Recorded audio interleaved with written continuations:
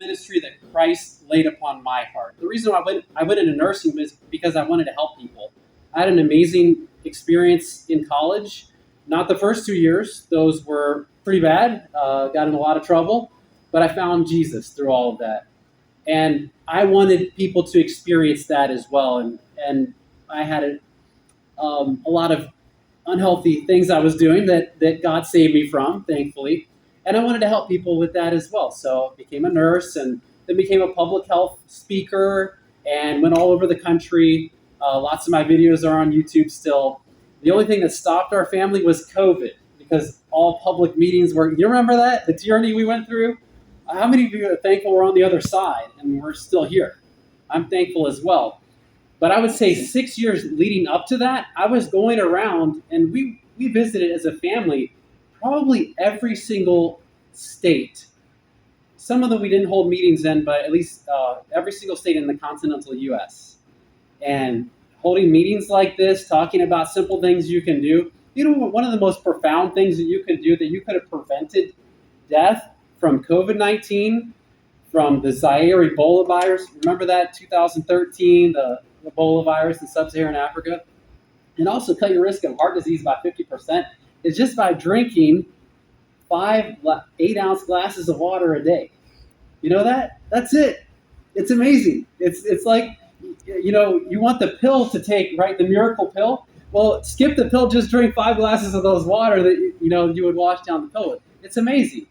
So we're given information like that, and actually COVID shut us down. I remember the last meeting I had, we were up in Maine, and we had a whole month worth of meetings planned out. And I was going to talk on, believe it or not, viral pandemics, because I realized that the Obama administration was making some terrible mistakes during the near miss with Ebola. You remember the people with Ebola were flying on planes over Texas? You remember that? That shouldn't have happened. That was a public health nightmare. And if Ebola was truly more contagious, the whole U.S. would have been involved in an epidemic.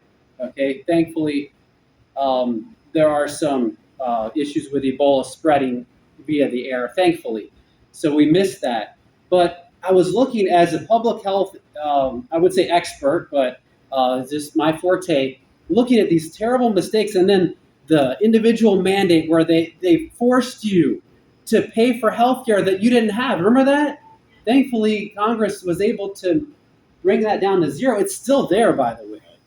Just waiting for the next administration to come in and say, remember that individual mandate? Let's bump it up to 4,000 now. It was 1,500, I think. The Affordable Care Act was probably the worst thing that ever happened to United States healthcare. Okay, and I'm also a documentary worker. Independent filmmaker. I've been working on a documentary for the past 10 years. Anyone know Dr. Jim Meehan? Yep. Okay. Beautiful man, passed away a few years ago. I got to interview him. And that video got me banned from YouTube. Because YouTube said, no, you can't talk about this. So we went through a lot of tyranny together. And we're on the other side of that. But you know what? Tyranny always finds a way to resurface if we lose our vigilance. And that is why we need to always keep our eyes open, keep our ears open, and we need to ask ourselves, what is government doing? What's it up to?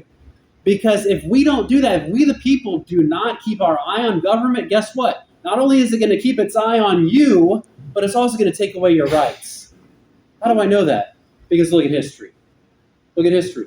When that Continental Convention came together, and we had the delegates come from those states that were present at that time.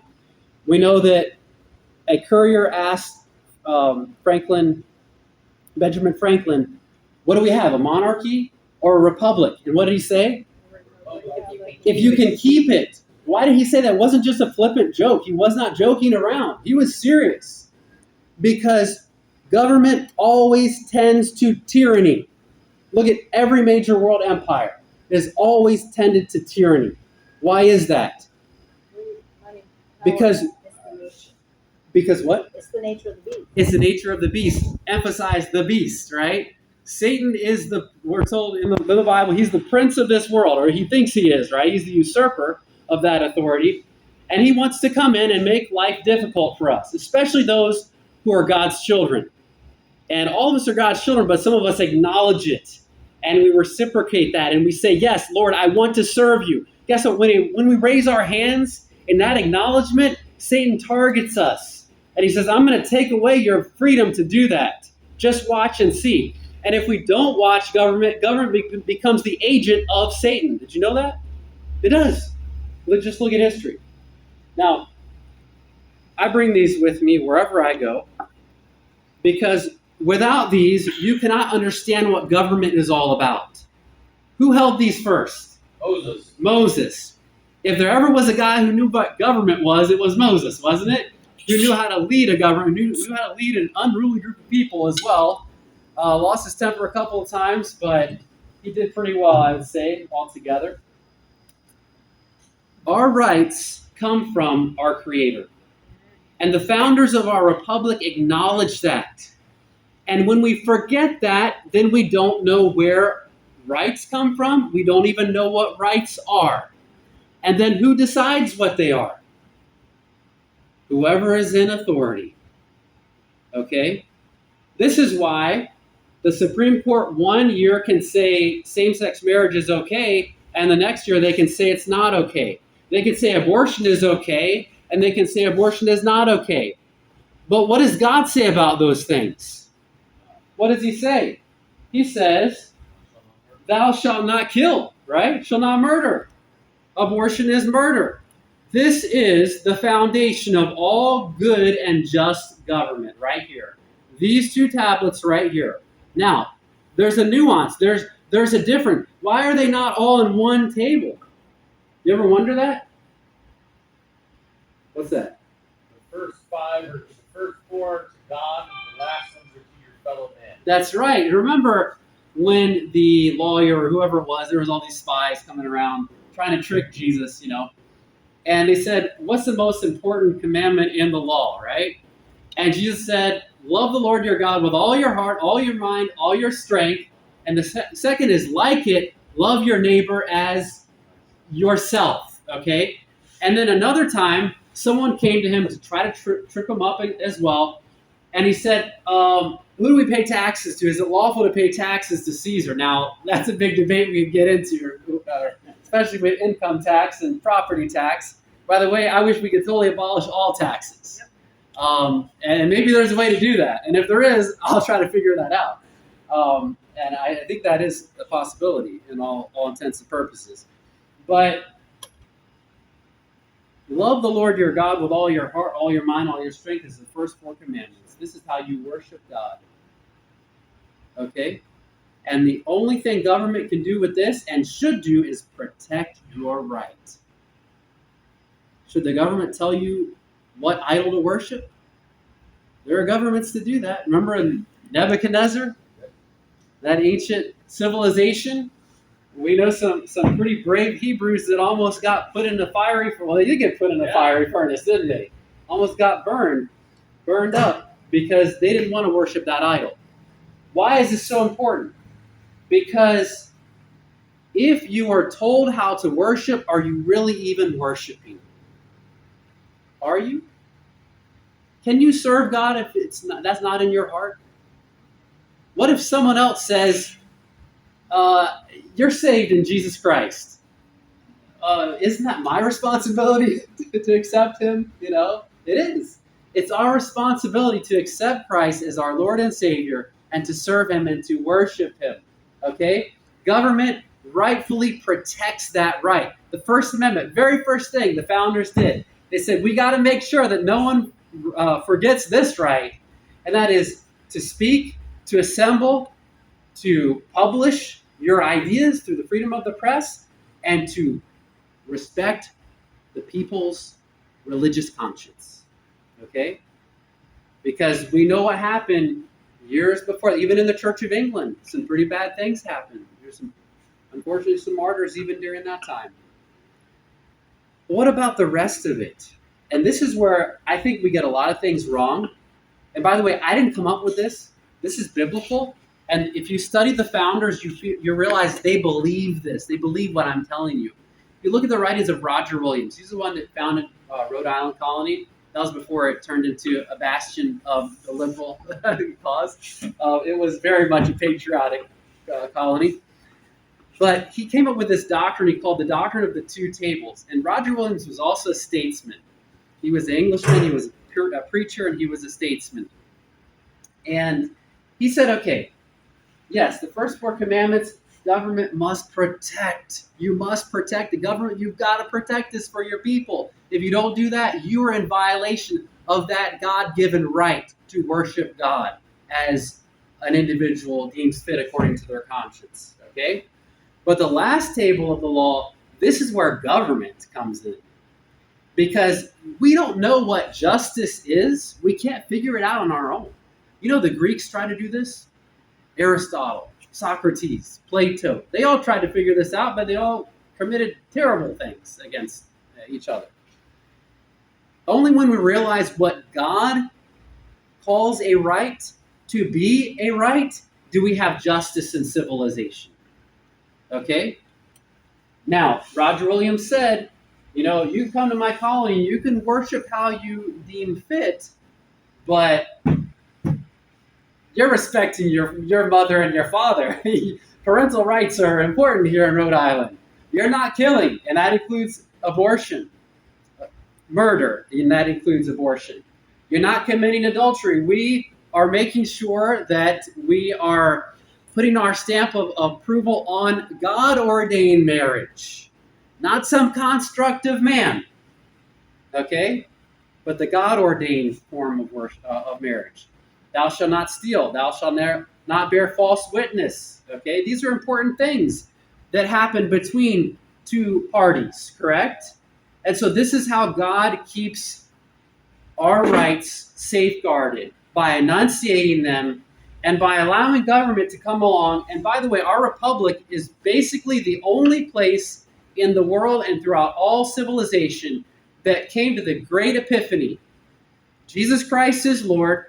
Let us worship him, and let us institute his laws as the foundation of our law. How do I know that to be true? Because in the preamble of the Declaration of Independence, it says that we hold these truths to be self-evident, that all men are created equal, that they are endowed by who?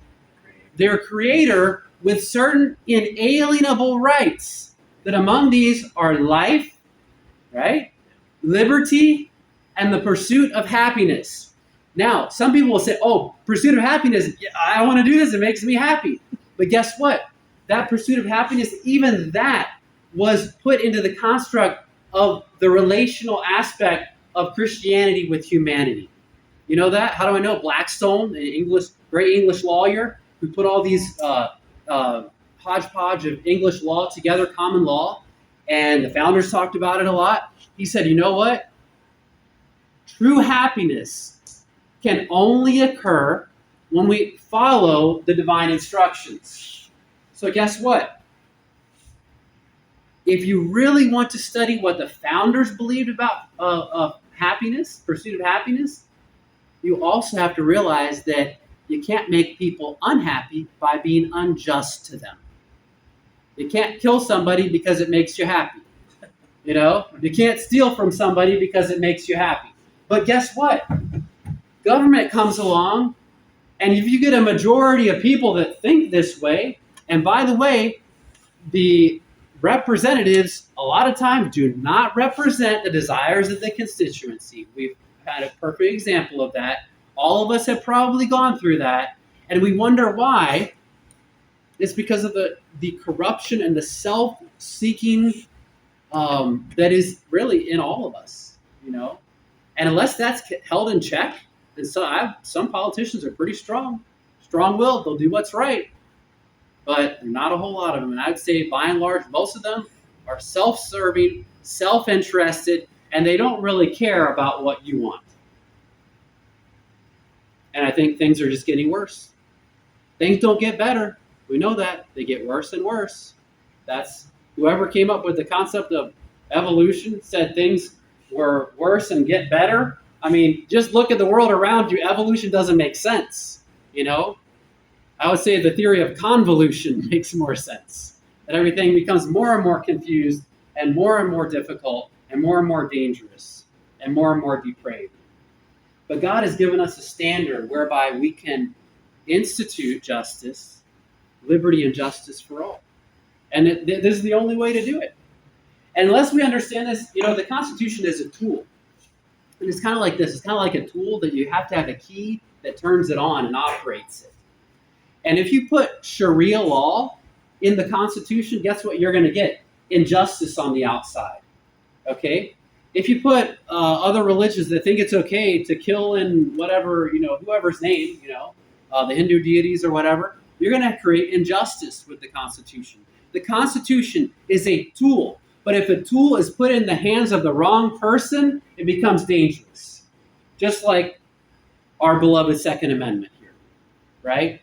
But that doesn't make the tool evil, does it? Doesn't make the tool evil at all. Our Constitution was made for a pure and moral and religious people. It's not sufficient to govern anyone else. And that silent majority, which is us, I admit, I was in the silent majority really before Amber called me that night and asked me, Ron, you want to be involved in this? That really jump-started me into this whole idea of, okay, Lord, here I am. I will serve you however you want. Okay? And eventually that channel led to, here's an opportunity, run for U.S. Senate. So, stepping back a bit, what if, and this has happened, but what if we get representation that misrepresents us and says, let's jettison this. And by the way, there's a reason why Satan hates the Ten Commandments outside of every courthouse. You know why? It's because if we look at it, we might realize what our rights really are. Because he wants to tell us our rights are what the government says they are. Which could be, you can't be any further from the truth with most of our representatives. Our rights come from God. They cannot be invalidated. They cannot be abridged. Even if they are abused, we still have those rights. And it's time that we stand up and we say, no more. No more. And I'll tell you what, the Second Amendment was put there because it was a way to protect the liberties of the first. All right? It wasn't just so that we can go hunt elk with a 30-06, It's so that we can protect our families, first of all, protect ourselves, protect our communities, and protect our nation. And there may be a time coming where we might need to rise up. And I'm not an insurrectionist by any stretch of the imagination. I'm just listening to the words of the founders. You read the words of the founders, like you'll realize why the Second Amendment was put in place. Okay? But there's something even more powerful, I believe, than the Second Amendment, and that's what we find in the First. Okay? Yes, there's power in the Second Amendment, but that's a last-ditch effort. Okay? The very first thing we can do is speak out. Okay? Second thing we can do is come together as people of faith, acknowledging that our country needs the Lord's divine intervention. The third is make sure we're not listening to fake news. Okay? And if that means you need to get on a podcast mic and become the new news, then go ahead and do it, because that's what's happening. People are bypassing this fakery that ignores this over here. And last of all, remember that we can gather together. You can't do this in communist China. Okay? You can't do this in North Korea. Why? Because they realize when you band together in a common goal, you get things accomplished in society. And we need to come together as brothers and sisters in Christ to stand for liberty and justice for all, but to say, Satan, you can't come anymore. You can't come any further. In fact, we're going to take back the territory you think you've gained. We're going to take it back in the name of the Lord. And the only way we can do that is in a united front against evil. I'll finish with this. There was a revolution in England. It was known as the Glorious Revolution. Why was it glorious? It wasn't glorious because, no one died. A lot of people died. It was glorious because the monarchy was put in check. Because the people rose up, and there were, the Magna Carta. It gave the people some rights. It enshrined the doctrine of the lesser magistrate, which is why your sheriff could be a constitutional sheriff and stand up for your constitutional rights as well, even though he is a lesser magistrate than someone ahead of him. But there were still a lot of needed reforms. Well, there were two individuals that were on either side of this glorious revolution. One of them was Bentham. Jeremy Bentham, I believe his first name was. And Bentham was a ally to the king. And he said, this is really bad that all these terrible things are happening, that all this loss of life is occurring, that these people think it's so important for liberty that they'll give up their lives in a revolution. How many of you think that's important?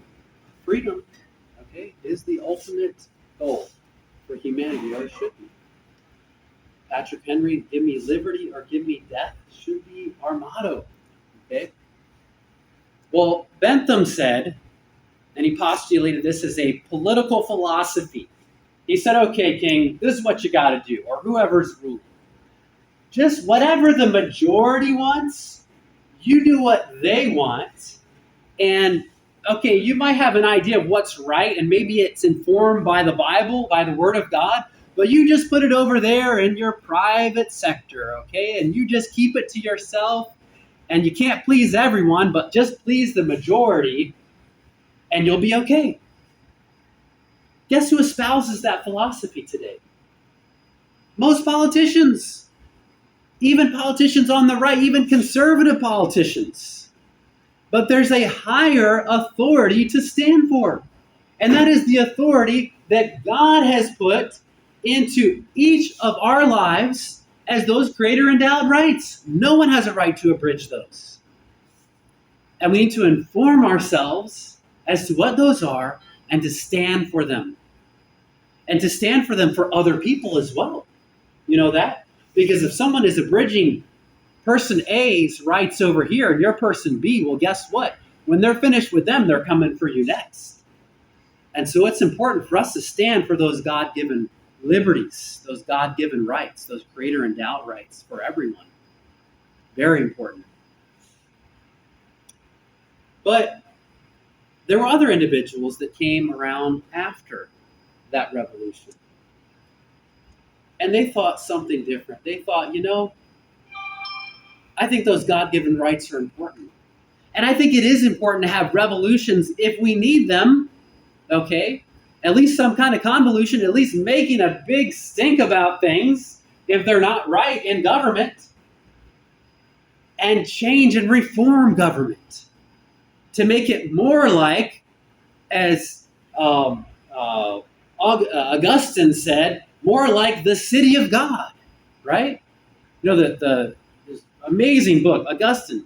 Okay, just an amazing guy. He lived at the tail end of the Roman Empire, saw a lot of its failings, its fall.